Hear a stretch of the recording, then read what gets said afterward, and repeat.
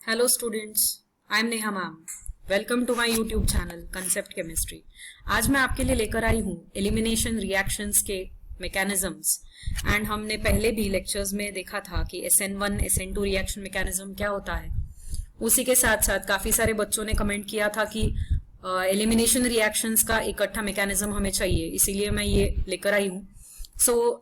जैसे SN1 SN2 यानी कि यूनिमोलिकुलर न्यूक्लियोफिलिक सब्स्टिट्यूशन और बायोमोलिकुलर न्यूक्लियोफिलिक सब्स्टिट्यूशन रिएक्शंस होते हैं, वैसे ही एलिमिनेशन रिएक्शंस के भी तीन अलग अलग मैकेनिज्म्स है। आइदर E1 मैकेनिज्म होता है, E2 मैकेनिज्म होता है या फिर E1CB मैकेनिज्म होता है। अब E1CB या EICB भी लिखा है काफी जगह, that is elimination reaction using conjugate base. Okay, चलो आइए देखते हैं अब इसका क्या क्या मीनिंग है एंड कैसे कैसे करना है।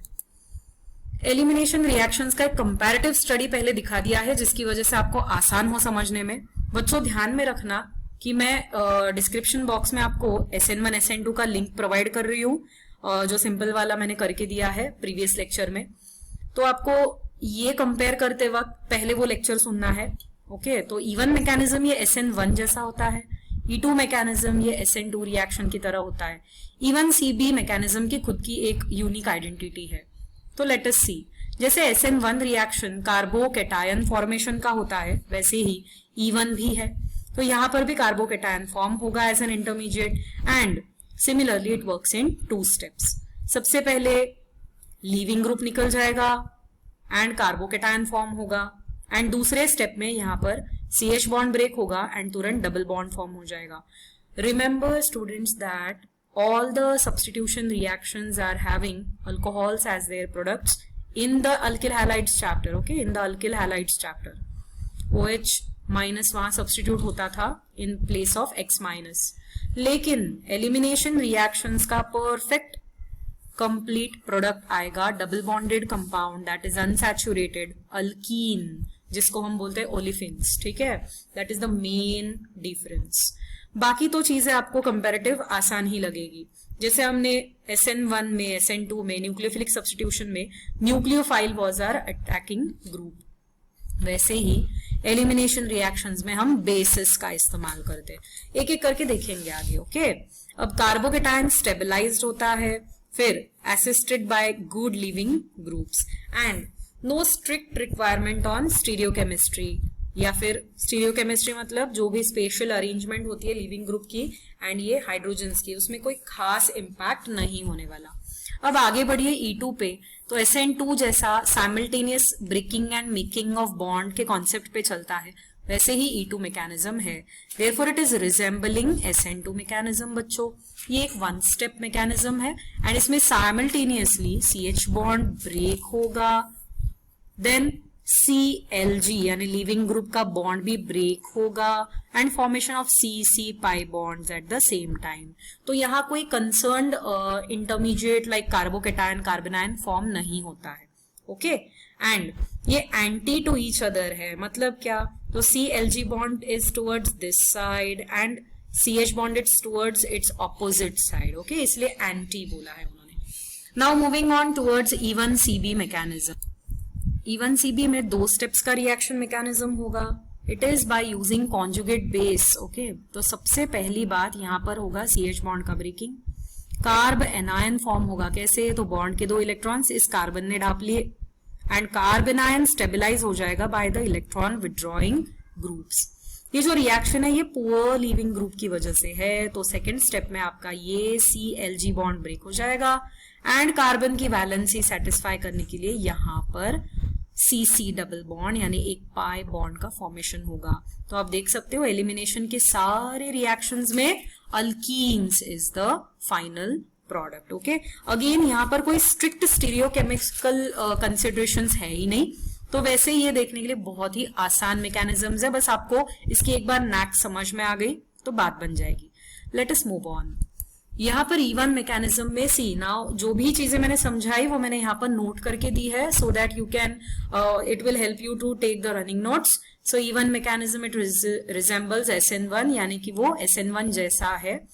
E1 मैकेनिज्म में सबसे पहली स्टेप क्या है, it is CLG bond breaking to form carbocation and ये 2 स्टेप मैकेनिज्म है, तो सबसे पहला स्टेप होगा RDS, that is rate determining step, it is the slowest step.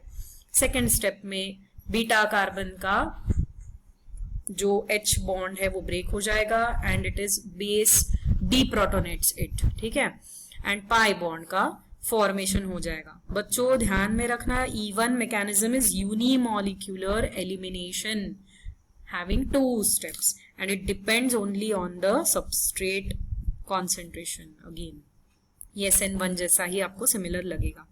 अब इस मैकेनिज्म में कार्बोकेटायन का इंटरमीडिएट ये एक इंपॉर्टेंट चीज है।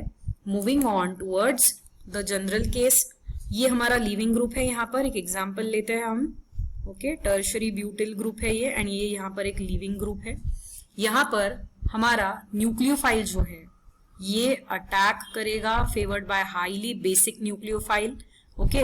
अब ये जो हमारा मैकेनिज्म है इसमें न्यूक्लियोफाइल ये इस हाइड्रोजन को लेकर चला जाएगा, ठीक है, एंड यहाँ कार्बोकेटायन जो फॉर्म हो गया ये कहां से आया है, so this leaving group leaves, okay, and ये बॉन्ड ब्रेक हो जाएगा, तो ये बराबर कार्बोकेटायन फॉर्म हो गया है, ऐसे इन्होंने दिखाया है। एंड कार्बोकेटायन जो फॉर्म हो गया है उसके बाजू का कार्बन जो है उस CH3 को हमने थोड़ा सा अलग तरीके से लिखा है, दैट इज CH2H, समझ में आया ना।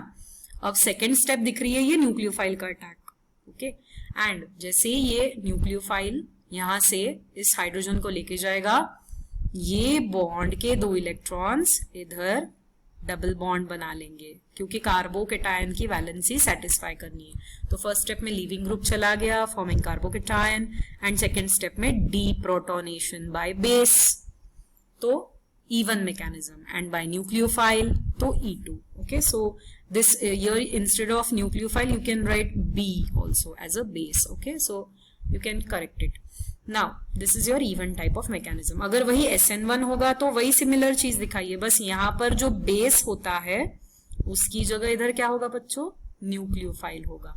समझ गए ना क्या क्या अलग अलग चीजें होती है। तो बेसिक न्यूक्लियोफाइल है यहाँ पर, एंड यहाँ पर जो है वो न्यूक्लियोफिलिक न्यूक्लियोफाइल है, ठीक है।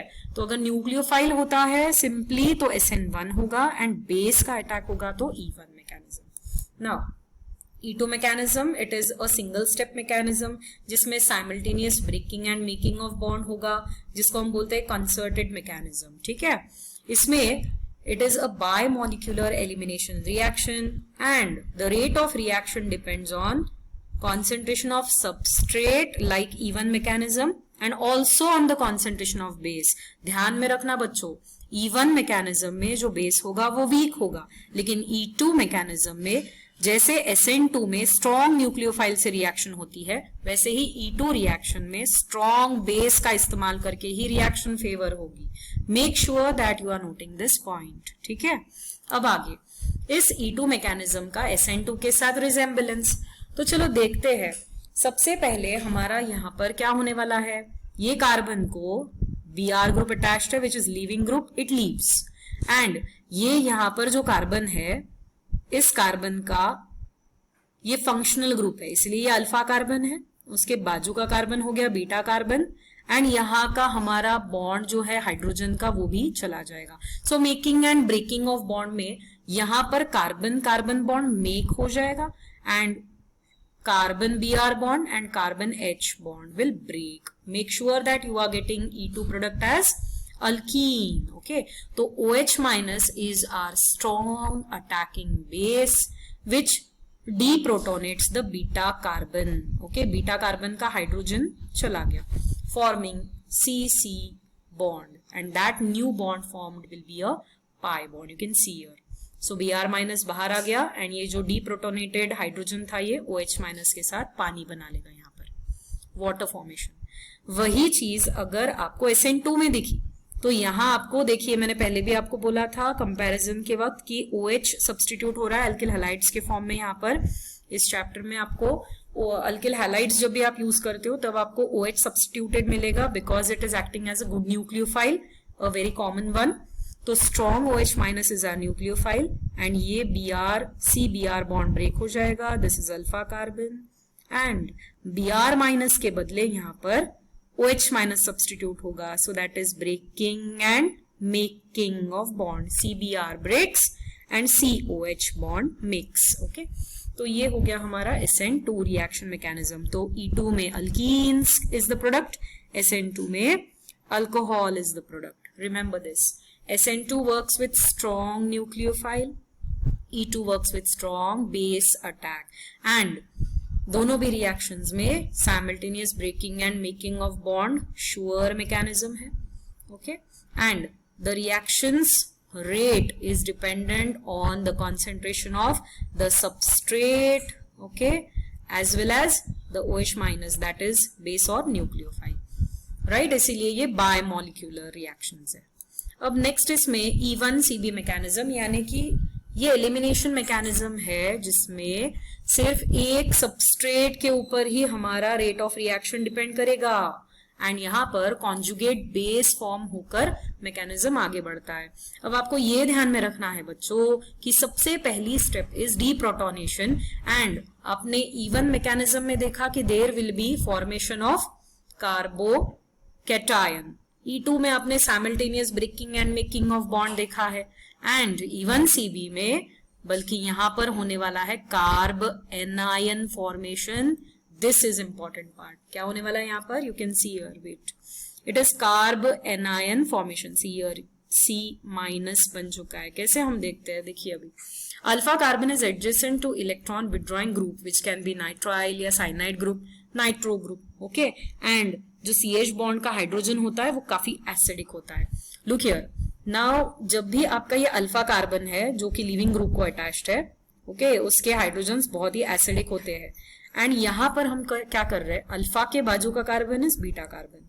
बीटा कार्बन का जो हाइड्रोजन है बच्चों, ये फर्स्ट स्टेप में क्या होगा, there will be formation of BH bond, यानी कि बेस का अटैक होगा इस हाइड्रोजन को ले जाने के लिए ताकि ये BH बॉन्ड फॉर्म करे and forming a conjugate base. अब बच्चों जैसे ये CH बॉन्ड ब्रेक होता है ना, तो ये CH बॉन्ड के जो इलेक्ट्रॉन्स है वो कार्बन छीन लेता है, इसीलिए यहां पर कार्बन नेगेटिव हो गया to form carb anion.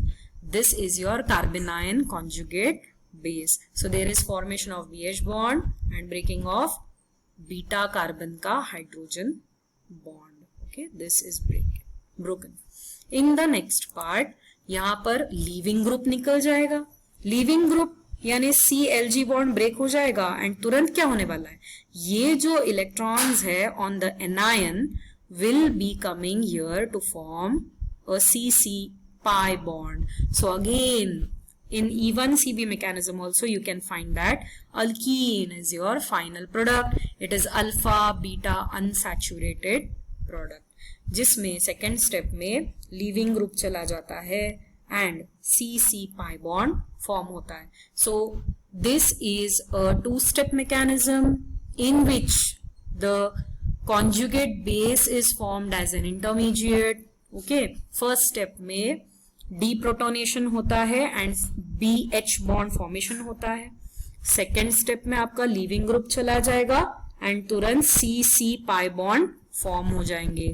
So make sure that you are coming to understand this mechanism very nicely, क्योंकि ये कॉम्पिटिटिव एग्जाम्स का बहुत ही इंपॉर्टेंट पार्ट है आज के लेक्चर में. एंड होप दैट आपको E1CB मैकेनिज्म मैंने बहुत ही आसानी से समझा दिया हो.